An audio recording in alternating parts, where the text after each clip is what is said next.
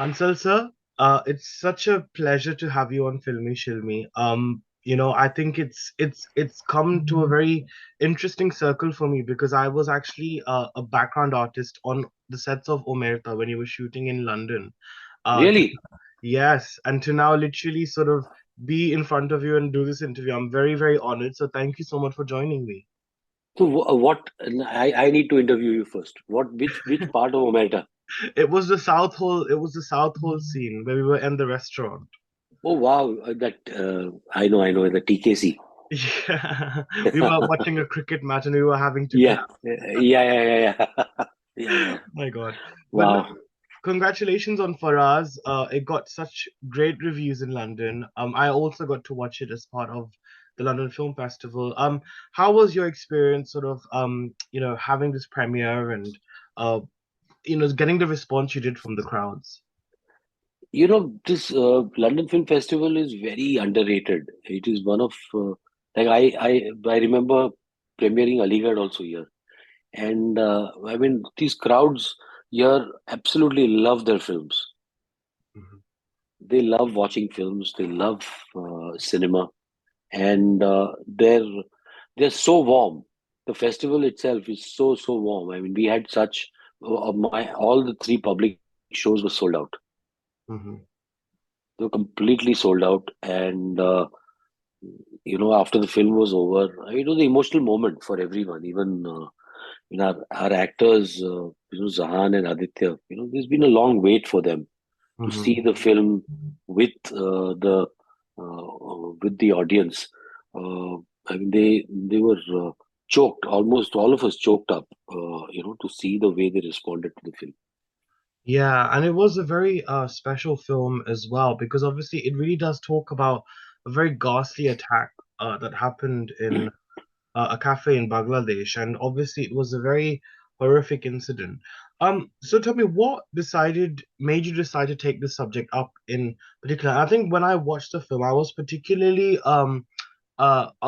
surprised the fact that the accents and the Indian, like the sort of actors that you included were mostly Indian.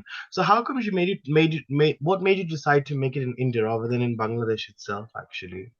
You know, I always say this that language should not be a barrier in your being able to tell a story. Stories transcend that. It is about getting that story out to people. And this is something I learned when I saw Chernobyl, the show. That show would not have reached us had it been made in the local language. It was made with so many British actors in English, and that is perhaps one of the reasons it reached me in India. On Hotstar, I could watch it. Right. I could watch the show, and actually, it drew my attention to an event that many of us were not even born. Or while if we were born, we were not really aware of the gravity of that event and the impact it had on our times. So I think what is more important for me as a storyteller is to drive home the importance of the story, what it is trying to convey.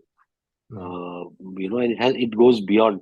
I cannot be limited by language or those cultural barriers in being able to tell a story. Give an example like Scam. Yeah. Scam 1992. We used a sprinkling of Gujarati somewhere, but it was essentially a Hindi show. Yeah. True. It was entirely about Gujarati characters. So, Mhm. but we made the show in Hindi, and it was a conscious decision to make the show in Hindi Mhm. because we wanted to reach a larger audience. And I think similarly over here, I mean, what we wanted was fresh, young actors to play those characters, actors who came without any preconceived image or any, actors who you did not really, who you have not seen before. So you don't know what to expect from them. Right. So it's not only in the casting of the principal characters, it's also, if you look at all the cops, in everybody, Mhm. there is a there's a certain freshness, there's a newness in that casting, and that casting that comes out of necessity. That the story takes precedence over the person playing the part. Right, right. I think it was very interesting actually because I love the sort of values that the film sort of highlights. You know, there's uh that sense of how do I say it, two ideologies sort of colliding between Zahan and Aditya's characters, and I thought that was very interestingly explored. And I think when it does come to flawed human beings or characters who people might think are the villains, you've always presented a bit of a humanized side to them where it's not taking a stand for or against them, which I think is quite fascinating and something which I've also found particularly intriguing in your films. What do you think has really prompted this decision to showcase such characters and explore such roles through your films in particular? I don't know. I mean, this is how I make films. I don't judge my characters. Yeah. As if as a storyteller, you cannot be judgmental about your characters, and that's what I tell the actors playing them. That don't judge your character. You cannot. Nobody does bad things knowing that he's a bad person. You are always within yourself. You are passionately convinced that what I'm doing is right. Hmm. Even if it means killing 20 people. So there has to be an honesty uh, in that act, whether it's evil or it is noble. Right. There is a passion in that act, whether it's evil or it's noble. It's us, the people who are witnessing it or are becoming uh, and becoming a part of that act. That are becoming the victims or participants in the act, that are actually judging the act by itself. Right. And I think just thinking about your filmography actually, because at the beginning, on the very nascent stages of your career, you did like a lot of comedies, coming of age, youth-centered comedies. No, no, one film. Or was it just one of them? Right. So you Yeah, did ये क्या one, हो रहा है? yeah, exactly. And then you had films like that.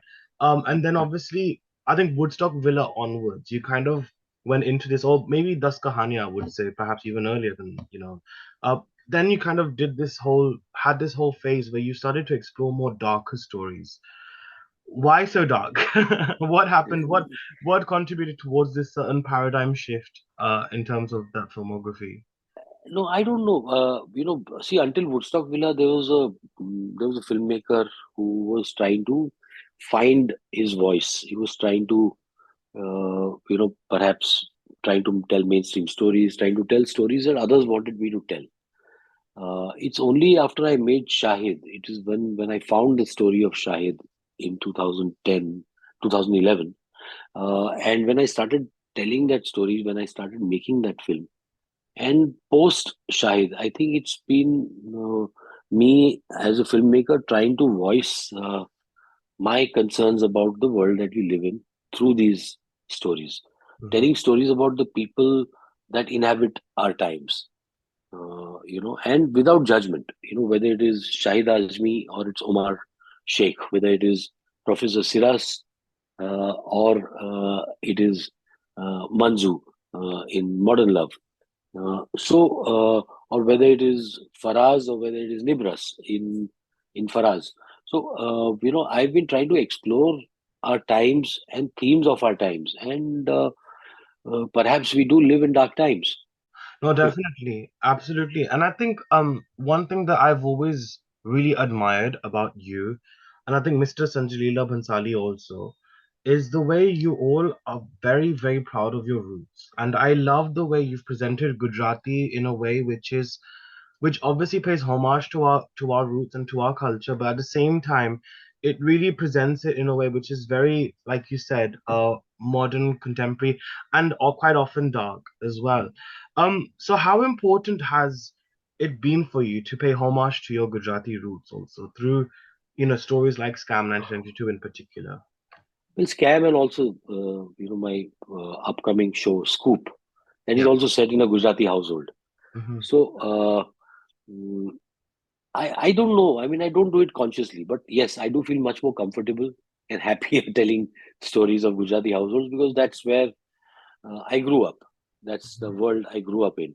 And I see glimpses of my aunts, my uncles, kaka, kaki, ba, dadi, all of them. I see them in the characters they're no more. It's sort of reliving them through the characters that I portray, Mm. in those, in Scam 1992 and even in Scoop. I mean, the characters have a lot of my own family. They borrowed a lot from my own family to put into those characters. Right.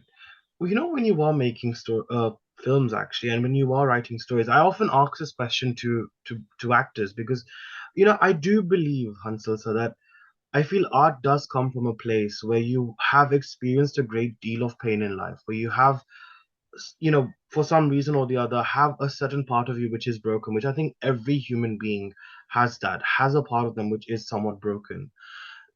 What is that? I mean, does that apply to you as a filmmaker as well? When you are sort of making a film, do you also have to introspect on a time where you felt very broken, where you felt very in pain, or gone through something in life? I don't know. I mean, I think we are all a collective. A human being is a collective of broken dreams, unfulfilled wishes, and also a lot of joy. Hmm. So, and as a filmmaker, you sort of try to use those lived experiences to be able to interpret the stories that you tell. So it's a very unconscious process. I don't really, seek that kind of pain. I don't seek memories of that pain. I think it's an unconscious process. It's a constantly evolving process where the story connects with something that you feel or have felt in the past. Right. And those, for me, those are the best films that I've Mhm. made. Those are the best stories I've told. Like Harshad Mehta's story, for example, it's something that I grew up, seeing. I saw that happening before me. I saw people from friends and family really prospering and then absolutely getting destroyed. One day he was a hero, the other day he was a villain. I saw that happening, and I'd forgotten about it because you move on in life.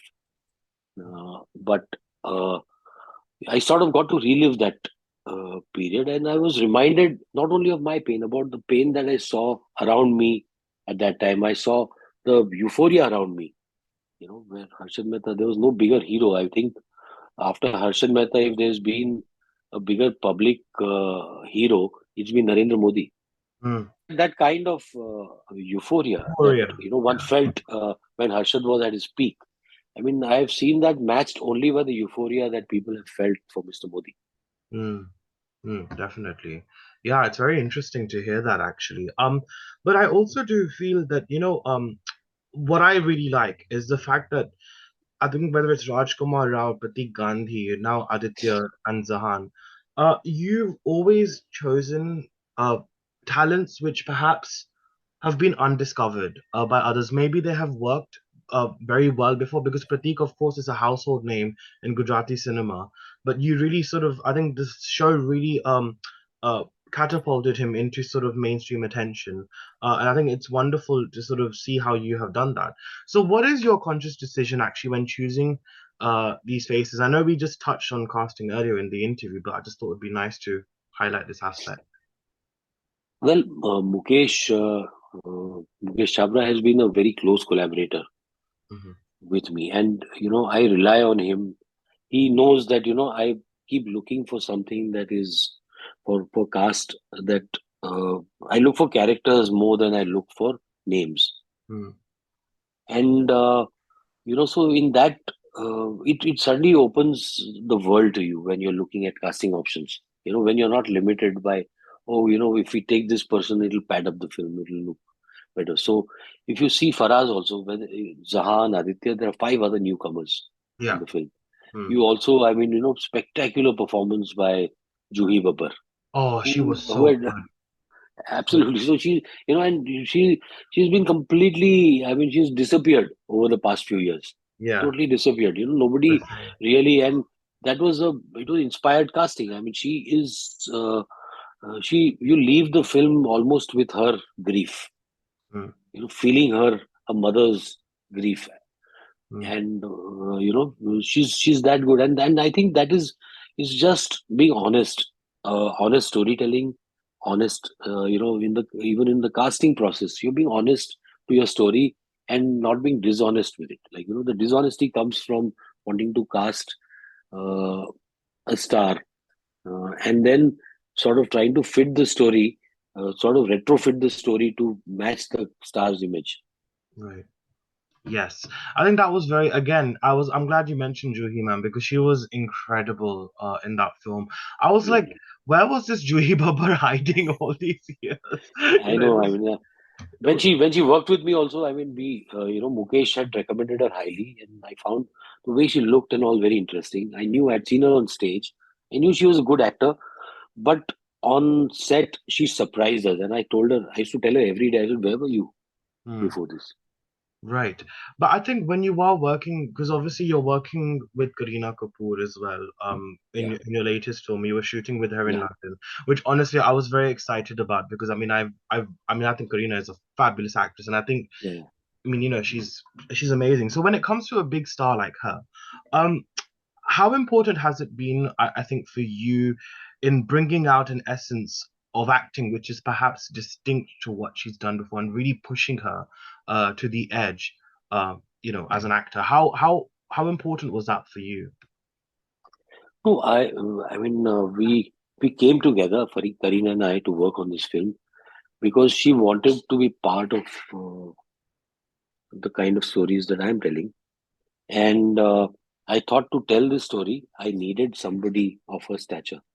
And I believe she is an actress, as an actor, somebody whose potential has, we as filmmakers, perhaps tapped only a quarter of her talent. Hmm. Right. There's a vast uh, amount of potential that is waiting to be tapped within her. Hmm. Yes.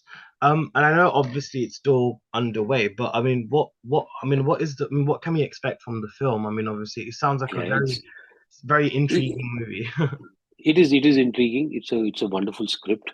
And I mean, at this moment, we are still in the middle of filming, so it's very difficult for me to speak objectively about the film and to actually tell you details about the story. All I can say, uh, it's really exciting. It's also something I've not done before.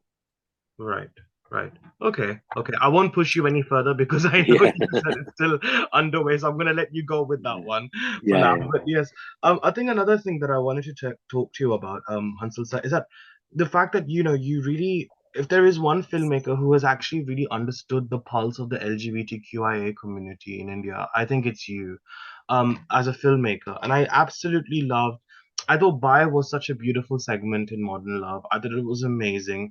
It actually Thank you. reminded me of a conversation that I had with my ba at one point in time, and it was very personal in that sense. And of course, you had Aligarh also.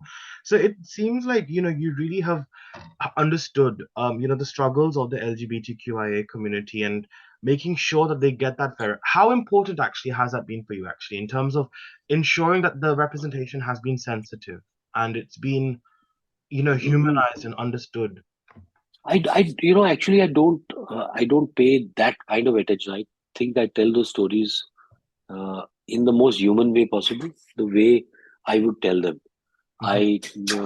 For me, every character that I portray on screen is a member of my family, is somebody that I feel deeply about, and I try to portray it with that same amount of sensitivity, with the Hmm. same amount of love. These are, or each character is a part of my being, Hmm. and that's how I treat them, and that's where the sensitivity or either portrayal comes from.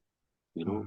That, like whether it was Manoj Bajpayee listening to Lata Mangeshkar in Aligarh, to convey loneliness, or there's this Chandni Raat, Ali Sethi's Chandni Raat being used to Yes. convey of this moment, this romantic moment between two lovers, Mm, used as a romantic theme for the two lovers.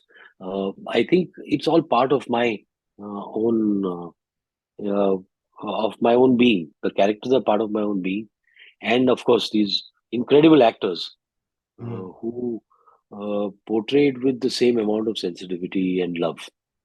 right. And I think you made a very interesting statement once. I think it was on the media. I think the media had approached you, and I think you said about Gujarati cinema and making films, and you said you'd love to make a same-sex love story in Gujarati Yeah. cinema. Please do that. Firstly, when are you I planning want to to do make a Gujarati. I want to make a Gujarati film. Really, desperately want to make a Gujarati film. Unfortunately, the resources for Gujarati, I would think, like other regional cinemas, whether it is, Kannad, I won't call them regional. They're now called pan-Indian film, non-Hindi films? Yeah. non-Hindi films. So whether it's Kannad, uh, Tamil, Malayalam, or Marathi uh, uh, films, I think our this Gujarati cinema, unfortunately, has yet to go out of this very old-fashioned. Either it is very, very old-fashioned, it is very dated, formulaic stories, or there is this very, uh, regressive modern stories that they're trying to Mm, tell. mm. I see very few progressive tales being either produced or made by filmmakers in Gujarati cinema. No, but you know what, sir? Actually, I must tell you that Gujarati cinema has evolved a lot over the last few years. I mean, we've had films like Helaro. We've had this year there was a film called Raro, a political Yeah. thriller, which did extremely well, and it's a very rare No, film. no, see, So but it's also that's what I'm saying. changing. Helaro is like so rare. You have one film over in so many years, Mm, Before Helaro, I mean, I can't remember a good progressive Gujarati film. Bhavani Bhavai was made in the 80s. yeah. Uh, or there was Kanku, which was way before that. I mean, the examples have been few and far in between. Whereas you Mhm. pick up any other language cinema, and you have a spate of brilliant cinema coming from there. I just feel we need to be bold as Gujarati filmmakers, and we need to make stories that appeal to the world and not just to a select audience. Or there's this they want to be safe by getting this government subsidy. So I think the government should stop subsidizing Gujarati films in this manner. They should subsidize films based on newness, because otherwise the entire industry is right now based on very warped economics.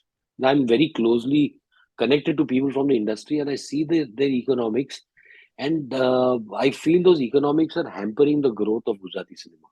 Mm. I mean, I think there are also filmmakers like Abhishek Jain who have really pushed Yeah. the envelope. I mean, Wrong Side Raju was a fabulous film That's also. what he's the only one. I mean, he You see, produced that one, but he's, made some great yeah, sort of other films, Bayar and yeah, stuff like that. yeah. So You see, yeah. Bayar, Chello Divas, Wrong Side Raju. I mean, that's what I'm saying. But you're able to count them, on one Mm, hand. mm. There needs to be an influx of it, but I think that's Yeah. what it is. I do think it's one of those things where it's a very catch-22 situation. It's because see, if it's not made and people don't get to watch it, then people are just gonna follow what's there. Because I feel like sometimes as an industry, uh, films do become the demand, right? Because it is supply and demand chain. I definitely agree with that. But I think कोई फिर आपरेपन change लागू पड़े, so you No, have to no, think. I'm willing to do that. I wanted to make three mistakes of my life as a Oh, Gujarati film. oh, I wanted to nice. make I wanted to make that as a Gujarati film way before Kaipoche happened, and I Mm-hmm. felt it was an ideal Gujarati film to make. Yes. Yes. And nobody wanted to give me money to make that film. Oh, really? Nobody. I mean, this was before Shahid. Nobody wanted to. They said, "नहीं नहीं, आ नहीं चाले." Yeah, Ahmedabad, the riots, they બધું આપણે. But the film was not about riots. It was about three friends. Friends. Yeah, yeah, yeah. It was about friendship. But immediately there was this. कि नहीं नहीं, यहाँ चाल से नहीं, this won't work. And ultimately, Kaipoche was made in Hindi, and it was a big success. But it's always remained a regret that I could not make that film in Gujarati. Right. Interesting. Well, I hope your wish of making a Gujarati film of a nature like that, happens very soon. Because I think it would be wonderful to see your style of storytelling in the Gujarati field. So that would be wonderful. But I think going forward now, I think you're describing yourself to be in the most active, sort of, and most active and creative part of your um phase of your career right now. So I think going forward now, what sort of stories are you really drawn to tell and encouraged to tell? Because obviously I know I said you working with Kareena, but you're also working with Karthik Aryan as well. So again, working with these people and do you feel like you want to sort of focus, try and present like established stars in a different way now? Is that going to be your main focus, or what do No, you? no, that's never been the focus. I'm challenging myself to tell stories that are not told before. I'm challenging myself. I'm pushing myself to tell to make films that I have not made before. So, Mm, like the series on Gandhi. yes. It's I'm pushing myself to tell something, to do this period drama, to tell the story that is perhaps the defining story of our country. Mm-hmm. Uh, the story of India through Gandhi. So the quest is to challenge yourself. It is not to work with a star and to make films to change the image of a star. I'm not in the business of filmmaking for that. I'm here to tell stories. I'm here to explore newer characters Right. and everything. Whether it is the star, whether it is the resources, they're part of that quest to be able to facilitate that those challenges. Right.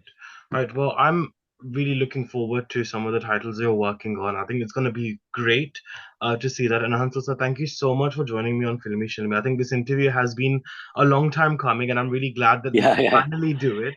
So yeah, thank you yeah, yeah. so much Thank you. for joining me and wishing you all the very best. And congratulations on Faraz once again. Thank you. Thank you, Anuj. Wonderful Thank talking to you. you. Thank you so much, sir. Thank you. Thank you. Take care. Bye.